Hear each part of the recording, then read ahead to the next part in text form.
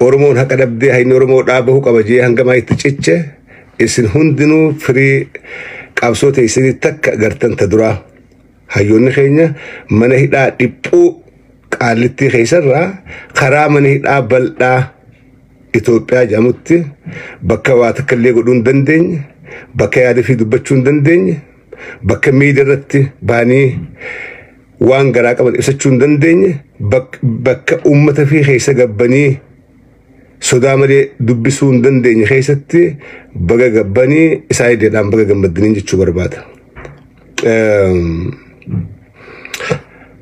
Achi keessaa boosaayitiif gammachuun tiyya daangaan qabdu. Maaliif rakkoo hamtu san keessaa baanii mana hidhaa bal'aa karra hojjetti gabboosaayitiif gammachuun tiyya daangaan qabdu.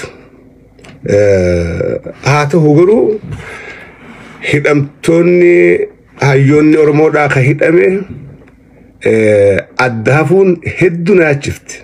Hedduu Jawaar Mohaammed Baqqalaa Garbaafaan gabbahu hooggantoonni KFO'dhaa gabbahu hedduudhaan gammada. Hooggantoonni adda bilisummaa Oromoodhaa kan umri isaanii qabsoo Oromoodhaa godhaa ture. Kanuma haqa Oromoodhaa kana dubbachuudhaaf hidhame jira kanaa wajjin. Isaan jalaa hambisanii kaan gabbaasuun diraamaa biraa kan Oromoo irratti OPDO'n ammas dalaguudhaaf deemtuutu ifatti natti mul'ata. Waan kanaafin as ba'ee dubbachuun dirqama taate. Kar tokkoon gammadaadha. Kar tokkoon ammaasii diraamaan kaame kun this is another drama to divide our people. Uummata keenya illee addaan qooduudhaaf qabsoo teenya illee kana maaliif hin jedhu. Qabsoo Oromoodhaa keessatti jaarmee lamaatu nuuf jaarmee lama qulqulluudhaatu nuuf jaarmee KFO'dhaa fi ABO'dhaa warri cichee lakkii dantaa Oromoodhaa hin gurgurru dantaa Oromoodhaa dabarsinee kenninu beellama Oromoo seenne waa'ada Oromoodhaaf seenne diinuu rijee hogganoota KFO Jawaar Mohaammed fi Baqqalaa fa'aa akkasuma hogganoota adda bilisummaa Oromoodhaa Abdii Raggaasaa fa'aa Lammii Beenyaa fa'aa Gammachuu Ayyaanaa fa'aa ABO keessa warri garaa'eef gurgure galeeti diinaa wajjin dhaabbatee diinaaf harka dhawadhaa jira. Warri silaa amata dheeraa hoggana keenya jennee jala deemaa turre warri ka Galaasaa Dirboo Araarsoo Biqilaa diinaa wajjin dhaabbata. Warri dide immoo hidhaa qaallittii Jawaar fa'aa wajjin turan. Maaliif jara kana addaan baasanii kaan gadhiisuu fi kaan hambisuun dhufte? Gariin keenya gammachuu daangaan qabne harka dhooynee dhiichifne. Waan nurraa hafisan gaafachuu hin dandeenye maaliif addaan nu murtan? Maaliif jabaa keenya garii gabbaaftanii jabaa keenya garii hidhadhiiftan? Jabaan keenya garii hidhattee hafee marii biyyoolessaa ta'a akkamtu Itoophiyaa keessatti Abiy Ahmed godhuudhaaf deema. Mariin biyyoolessaa tan waraanni bilisummaa Oromoodhaa qabsaa'onni Oromoodhaa kan hidhaa jiru.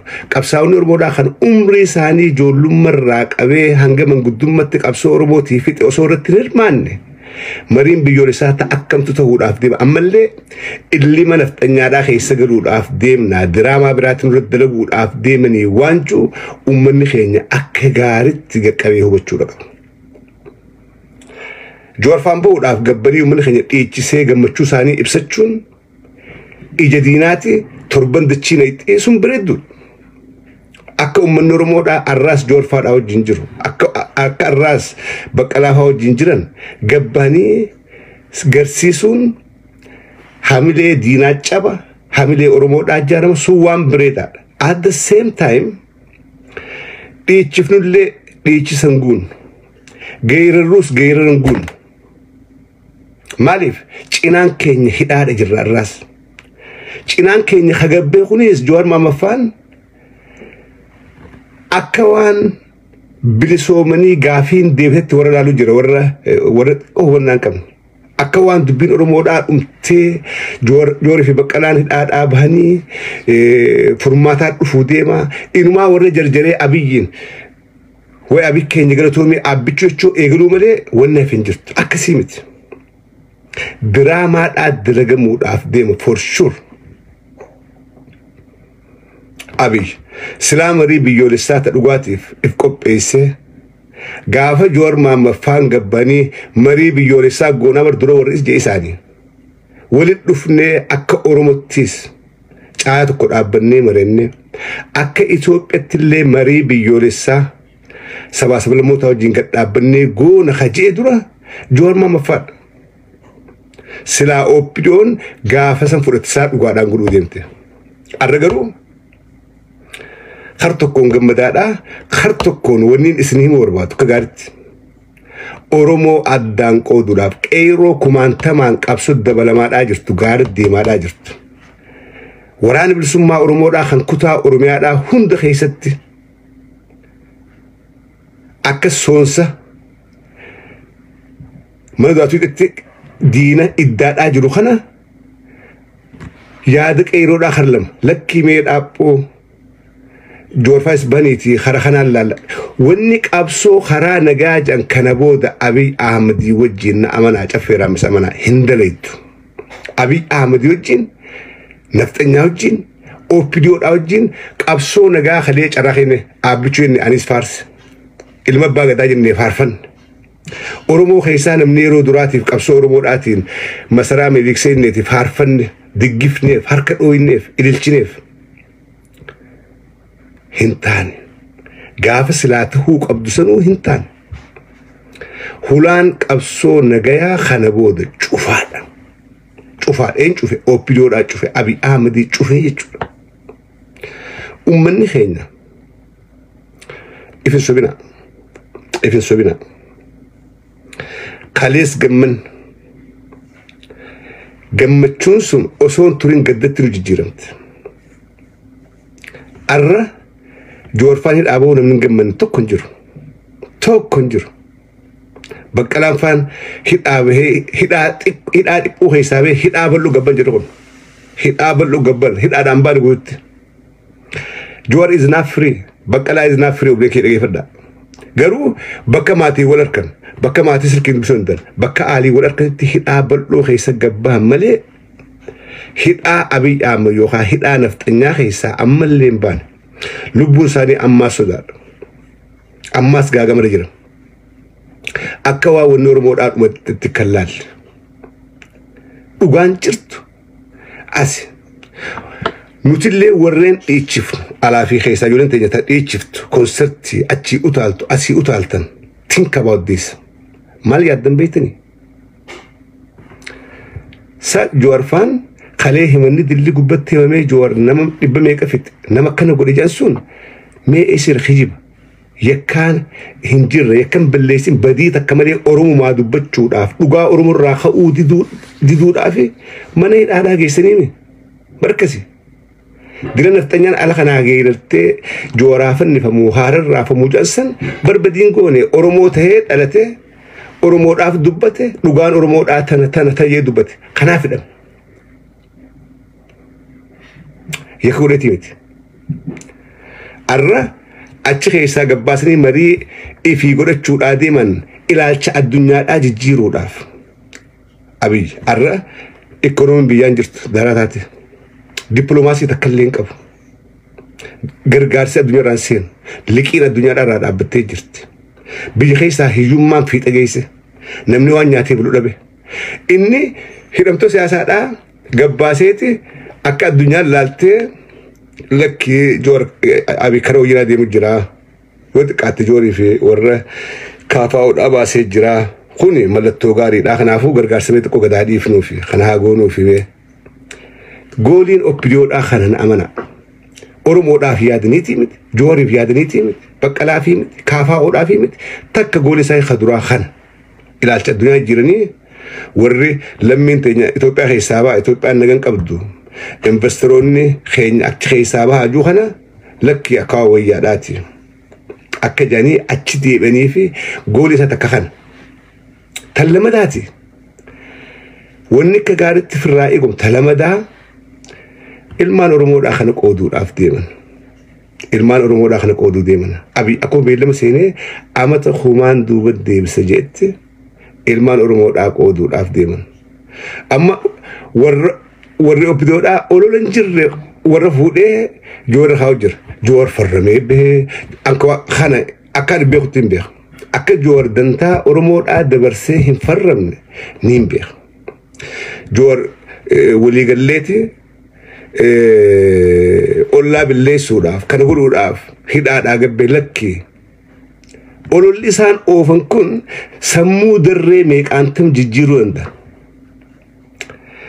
Qeyroo adda qoodaniiti qeyroo hidhannotti amantuu fi ammas qeyroo karaa nagaa silaa deemtu uummachuu barbaadan kun humna Oromoodhaan laaffisaa advaanteejiinsaa kanarraa benefit godhu OPDO yookaan PP jechuudha.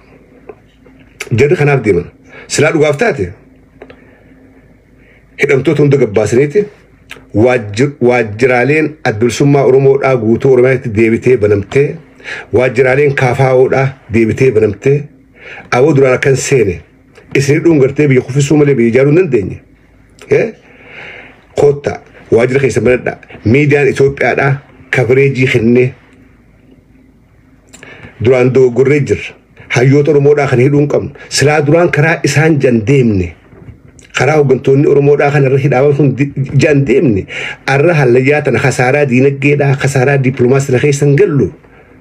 Ummata Oromoodhaa isillee nu godhaa jeetti silaa hidhaadhaa baasanii akka isaan karaa miidhuma Itoophiyaatiin ummata illee dhaan dubbatan godhan. Oduu guddoo hayyoonni Oromoodhaa kan yakka tokko malee amataa fi waa hidhame hidhaa guban miidiyaan Itoophiyaa kamtu gabaase maal jedhanii gabaasan. Dhiifama goonee fi mirataa maal billeessanii dhiifama godhaniif Oromoodhaa dubbachuu yakka haqa Oromoodhaa dubbachuu yakka kana dhiifama godhaniifi. Qeyroo fi qarreen biyya keessaa we have to question ourselves if gaafachuu qabna maaliif harka dhawaadhaa jirra maaltu nu guutame maaltu nurraa hanqate gaafii Oromoodhaa deebi'e hayyoota Oromoodhaatu guututti hidhaadhaa ba'e qabsoo Oromoodhaa tan kalee OPDO'n jallifteetu har'a deebi'e kana if gaafannee deebisaa argachuu qabna.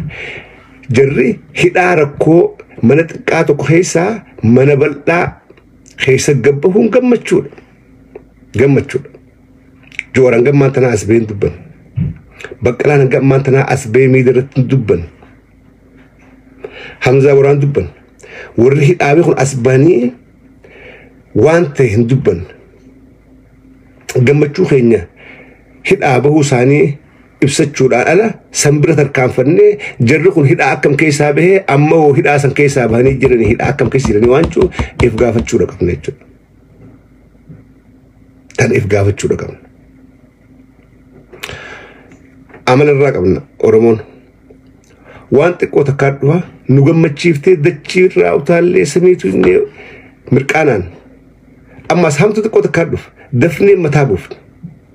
Waan if dura itti yaadaadhaan deemneef look at 2018 mirqaannee abii faarsinee samii keenyee OPDO'n garuu nu afaan garagalteeti diraamaa daliddee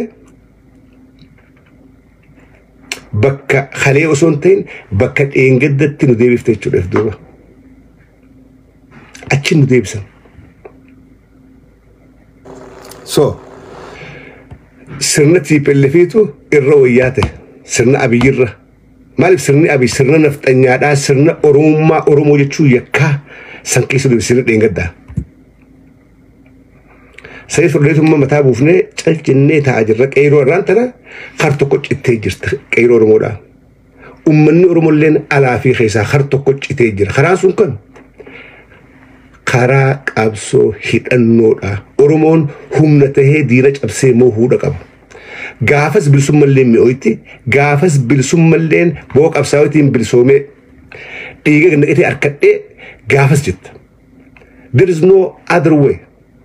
Qabsoo hidhannoodhaatiin Oromoon takka diina cabsitee moohuudha qabdi biifee ochuudhaaf. Qabsoo karaa nagaa we tried. Yaalle marii biyyoolessaatiif bisiis mariin Afrikaa guutuu silaa deemte Oromoodhaaf furmaata laattu. Ansirraa kana booda kajeelaa takka illee qabu. Marii biyyoolessaa qabsoo karaa nagaa abdii takka illee irraan qabu. Silaa Afrikaan guutuun gad deebitee Oromoodhaa dubbatte hanga Oromoon hidhattee humna taatee diina fi cabsitee mo'attee baalli suuqattee Finfinnee galtuu Oromoon hin mo'anne if kijibaadhaa jirra. Amma dura 92 if kijibne, sanduraas if kijibne, dheengadda خلي أنك يساق ودفع 2018 إفك جبنا أركضوين خجبان نعتمني بريو نعتمون قاريمتي أما فولي رمود آخر تكودي بيجر حماتوس تلتوس لافتنيس جباتنيس فرماني رمود يو توريس يو دفيس قابسون رمود آخم في تباتو أفان قوي أقفاني هنتي سمنك خينا إنجفتيتي بيجا قباتمالي خدادا يوخا مريدان نمني بسو ماركة انجر سلاك أبسون قرانا قامل كويتي نمني ملكاو أكاتا عدم ساتين جورما مدي في وقلا قربافا سلاخا ملكاو إسان تسقباوني سوتا جاني وريغة الكيسين خانقون سنقون أو PDO آمناني أبو جلت خرسيك أمن أكسقون أبيكن أبي كفون أرمود أكف ميها إيجنوك إيرو تسقباوا نور لبسات ريم كسجي دوغور تور دوغور أو بيدو أمانون جوريس دوغور أو بيدو أمانون كين أبي أمانون كين نما تجرين قد دفت أمانو خيناتو الرسل بينا خنا خيسنوك خنا بودا ديبني أماننا دراما أو بيدو خدوفو خنا بودا ديبني أمانني مري بيوريسا جنة مري بيوريسا tan hoggantoonni abaa'uudha hidhaa keessaa waadamaadha hoggantoota kaafaa keessaa nama tokko gadhiisanii isiniif gaa oromoo hunoo isaa marii godhuu deemna joor waan kana akka tolchee beekuu hin beeku akka tolchee akka gaarii beekuu hin beeku akka adda ciccennee fuula diinaan dhaabbanne dhibbaa dhibbatti hin beeku abaa'uun haftee maqaa kaafootiin dhaqanii marii biyyooti hirmaachuun sheem salphina ملكاو في سنتيس ملكو يتوس مريم بيوليسات دورا أكل جوارفان جويا دورا جسنتي موراك أبسو أورومودا خيست من قدون أورومودا دورتين هاون إيرون كارني موراك أبسو ولفني ركنا مال كان خراخ من ملكوين مال تروح في سين والمرنيت أمورني إثيوبيا داو جين أنجراتشو زن أمانة تقولت إيجا بيبود إثيوبيا ننجرت نمن نجرت جا أنا نجرت نجا نمن ديجا من إثيوبيا جارة جا إثيوبيا ديجا متى نجرت بتنوي تنجا أورمو رامت أبي ديج أورمو رامت نفط أنيار أديج مريم بيوريسا مكا إثيوبيا تنقول أمتو أورمو را فائدة تكلي هنك أبتو بلينكيش مريم بيوريسا مكا إثيوبيا تين بكت مكان إثيوبيا رمر أورمو ملكين أبتو خسارة مدي سلبنا مدي كفاتي ملي بك مكان إثيوبيا تخاف مرة أورمو ملكين قبط مكان إثيوبيا مري بيوريسان قون مري بيوريسان غافني قونو غاف بيتني غاف أورموني سمنتاتي موهتي أورميا قبط تقول جرما سر خانيتي ولي ناسوين هاسوين جلتو جرما خنا نورغار خنا نورغار osoo jirma qabne harka duwwaa dhaabbattee marii biyyoolessaa goone eenyu wajjin amaaraa hanga funyaa itti hidhatee wajjin eenyu wajjin tigree hidhattee wajjin eenyu wajjin beenishaangul tanugee ta hidhattee wajjin eenyu wajjin ummata ugaadeen ka hidhatee qawwee qabu wajjin oromoon harka duwwaa dhaabbattee nuti lakkee harka wayyabaa nuti hedduudha dhugaadha qabnaa dhugaa guddoo qabnu dhabne kanaafuu marii biyyoolessaa yoo goonee gartee karaa nagaatiin maranne oromoon mirga nishkatte kijiba ifitti kijibina hayyoonni oromolleen ifissa bina marii biyyoolessaa wanni jan hin jirtu biyyatam biyyoolessa goona Itoophiyaan oromoodhaaf maali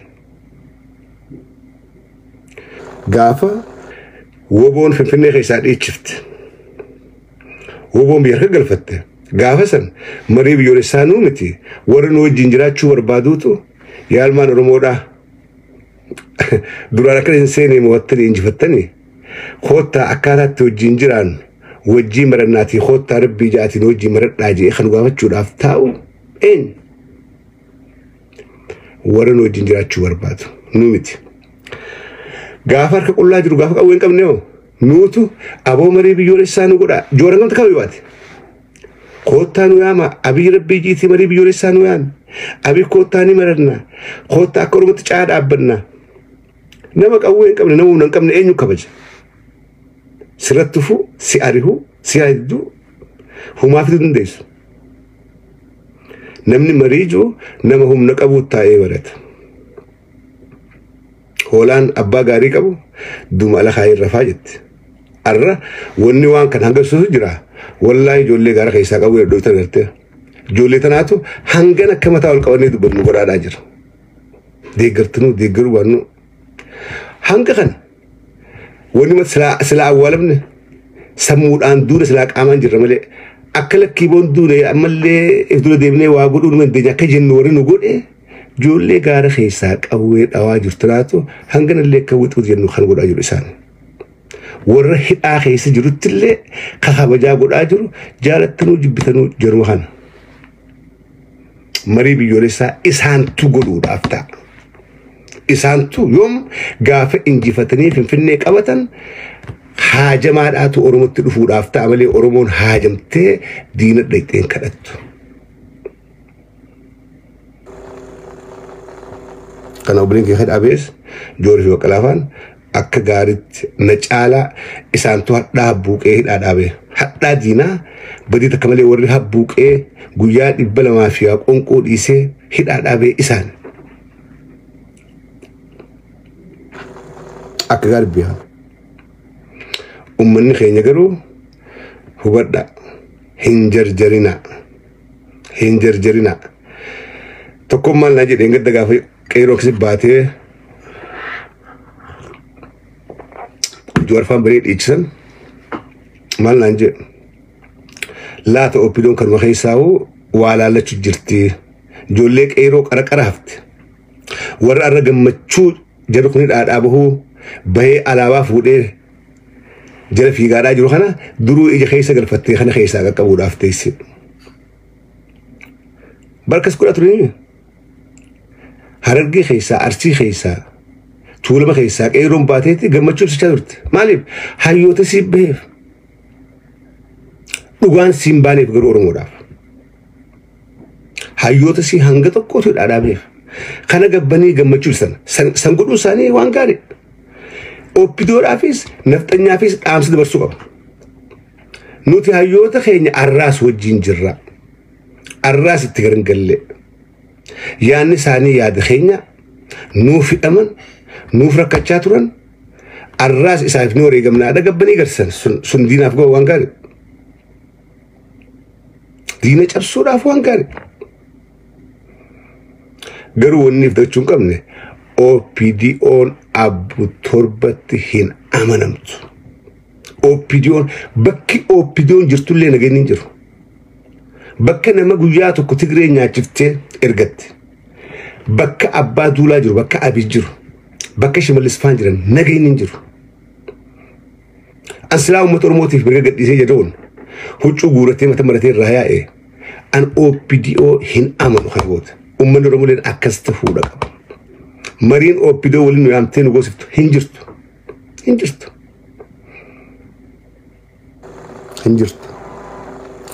kanaafuu OPDO'n alatti karaan tokkichi bakka yaane nu geessu karaa afaan qawweedhaa qofa keep my word karaa afaan qawwee qofa furmaanni oromoodhaa qawwe oromoon ni mo'amte ni cabte oromoon deebitee cabsuudha qabdi deebitee mo'achuudha qabdi hanganu dhiinni amata 150 gannaqamaadhaa jiru kan goolabamu mo'annaa yookaan injifannoo oromoodhaatiin malee kadhaa yookaanis mariidhaanii miti never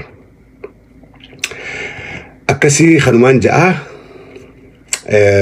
waan goon hunda keessatti eeggannaa godhaadhaa deemuun hedduu bareedduudha irra deebi'ee ilmaan oromoodhaa gaafniin maqaa dhufuudhaaf ta'a warreen gaafa gadda xiyyaa hamaadhaa naa wajjin dhaabbattan isin hundinuu onnirraayin galatoomaa